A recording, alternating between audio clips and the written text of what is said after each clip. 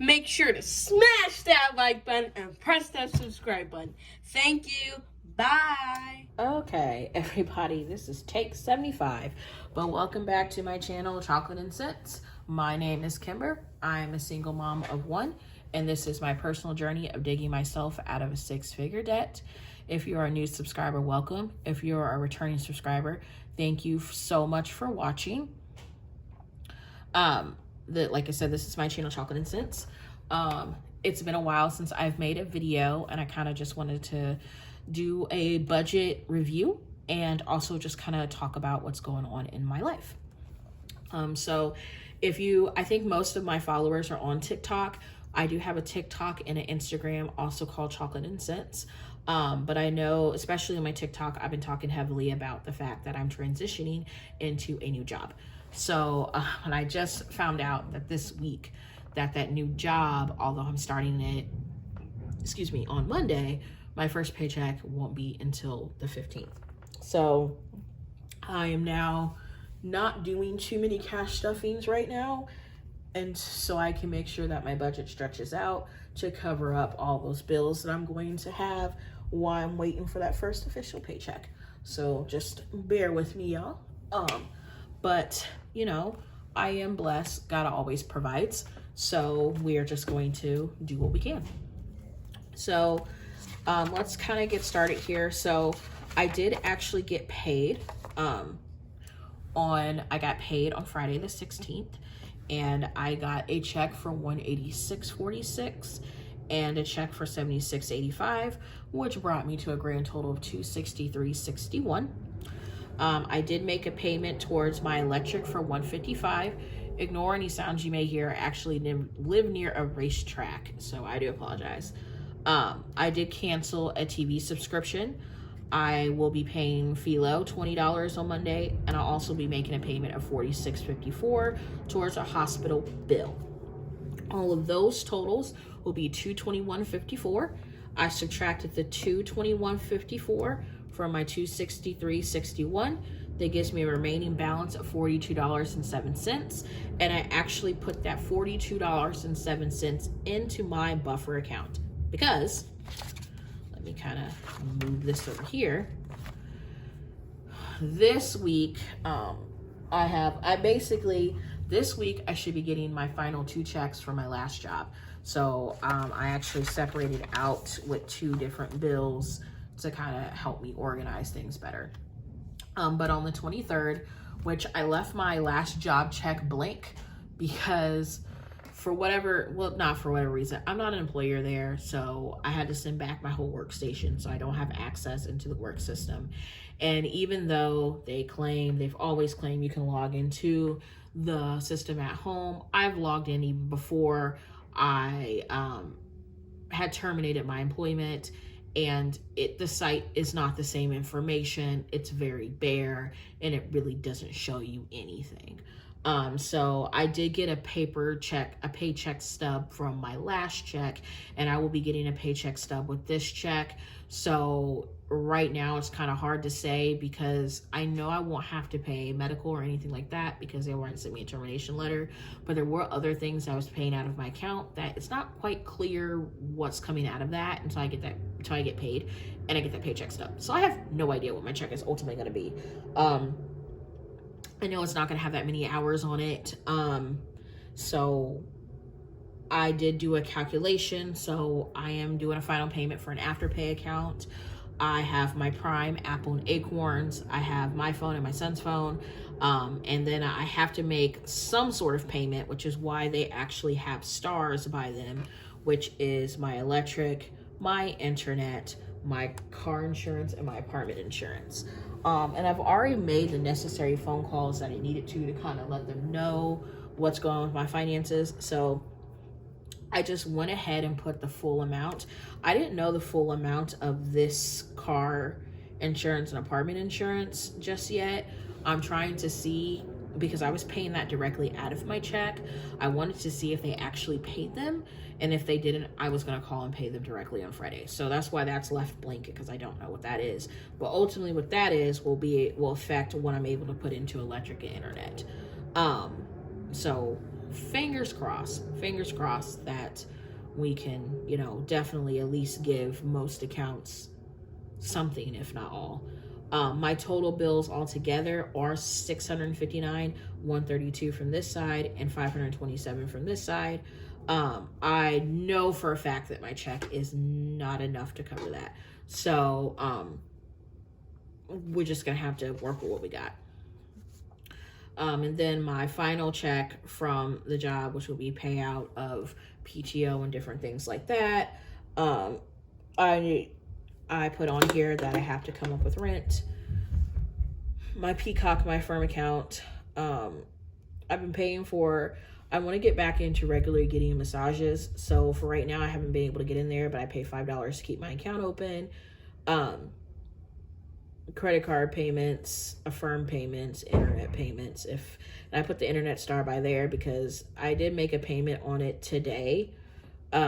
With some money I already had in my buffer before that $42. So if I'm able to pay off the balance on the 23rd, I may not need that, but I put that on there just in case I wasn't able to.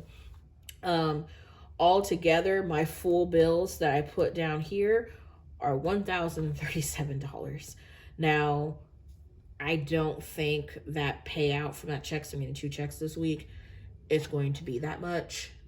So again, we're gonna have to do some communication, and we're just gonna have to pay what we can. I was freaking out about it when I first got the letter. I was crying, I was upset, I was frustrated because I was like, oh my gosh, what am I gonna do? I even considered I started the application for a payday loan. And then something was just like, you need to sit down and get a grip. For those of you that have been watching my videos and things like that, I actually had to clear out my budget binders way before all of this because I had health concerns, I had financial difficulties, I had bills and things that were piling up and things that I had to get paid. I was just out of time. And that's really what they're for. Like, even though at the time, I felt bad about myself because I'm like, okay, well, here I am, you know, going through my utilities and blessings and emergency folders, and I'm having to use that, you know, to pay towards a medical bill. In essence, that's what it's for. Yes, obviously, if I put $100 in beauty, I like to put $100 in beauty. But if I find out that unfortunately an emergency takes place and I have to use that 100, I have to use that 100. It's a sinking fund. It's okay. And I think it's so important when we're doing these type of systems, whether you're doing it via paper or you're doing it digital, it's personal. So don't freak out. Don't fret over if you have to empty your binders for something else. What we're just basically trying to do is to get us to focus to save for different things where we don't have to. But ultimately, it was a situation where, you know, like I said, it it was a life or death situation. I had to pay the bill. So with that being said, I am starting over in October, and I've just been focusing on doing money dates with myself.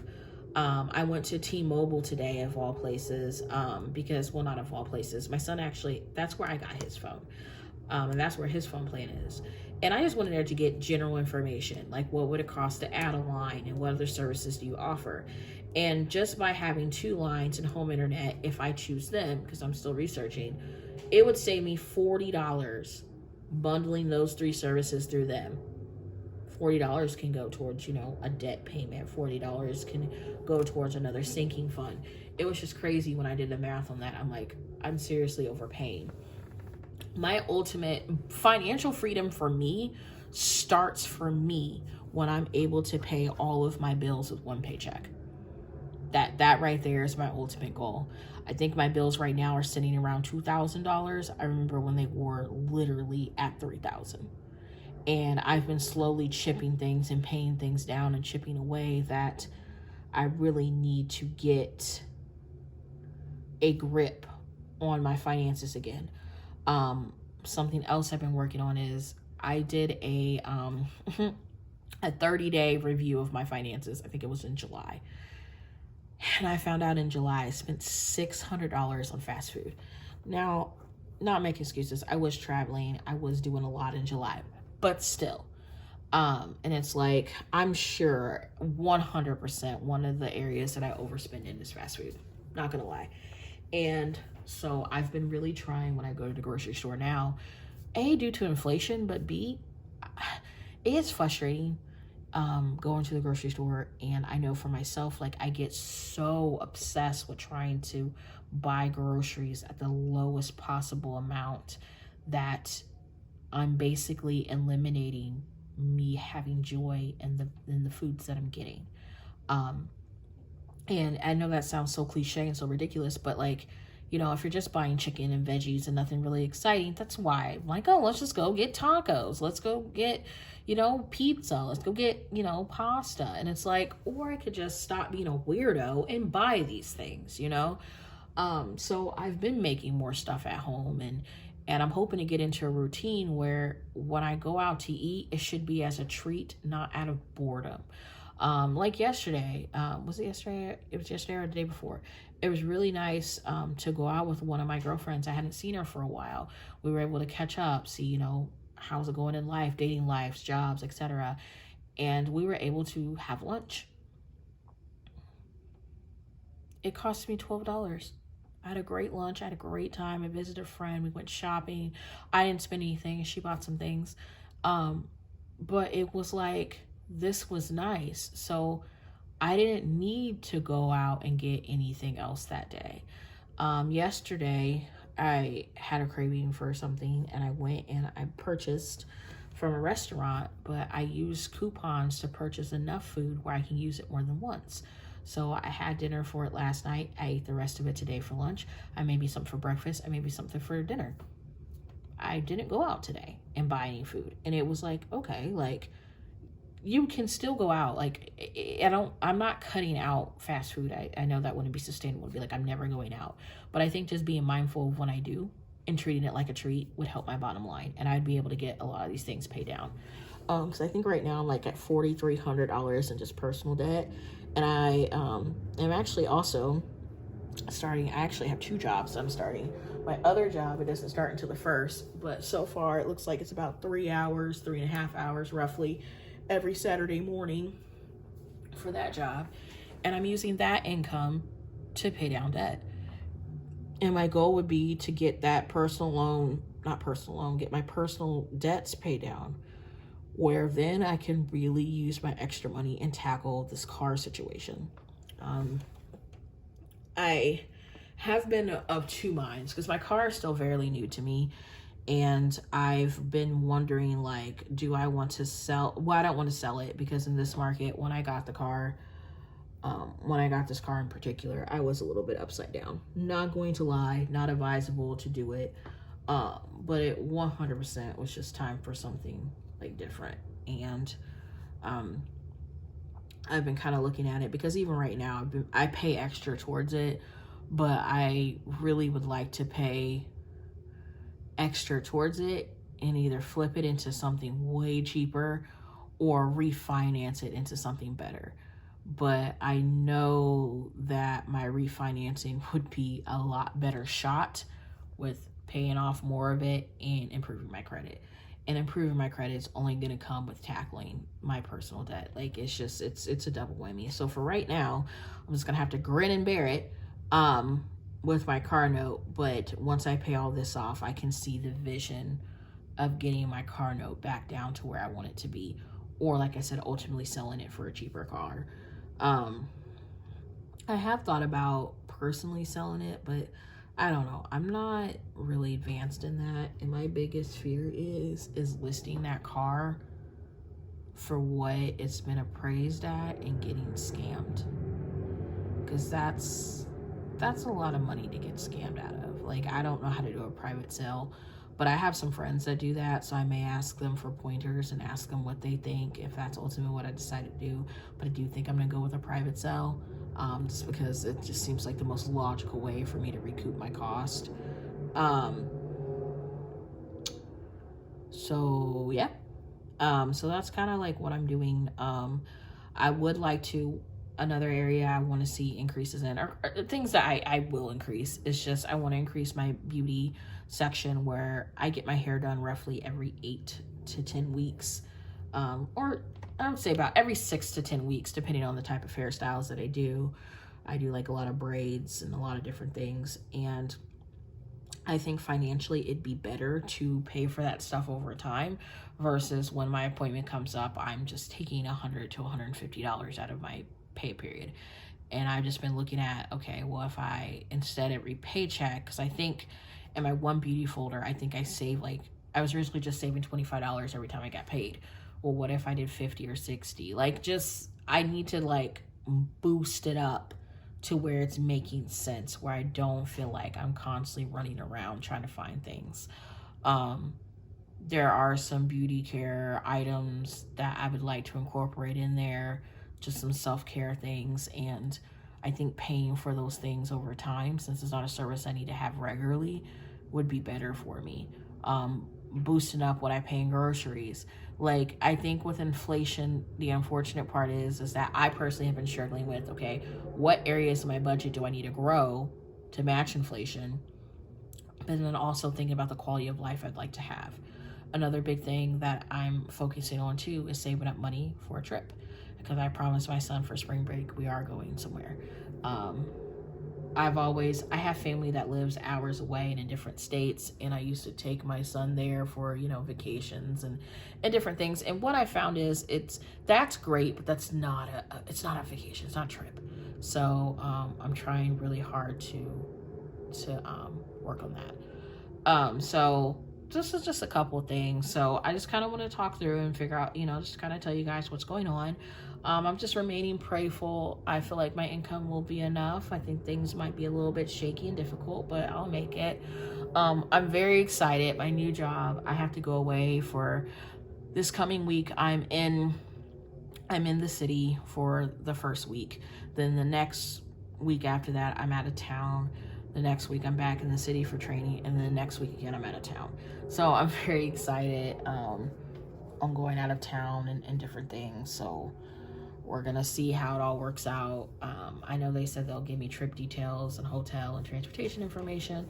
So I'm hoping either a reimbursement or a credit. I think I heard that they do pay for it, but we will see. I'm very excited. I would love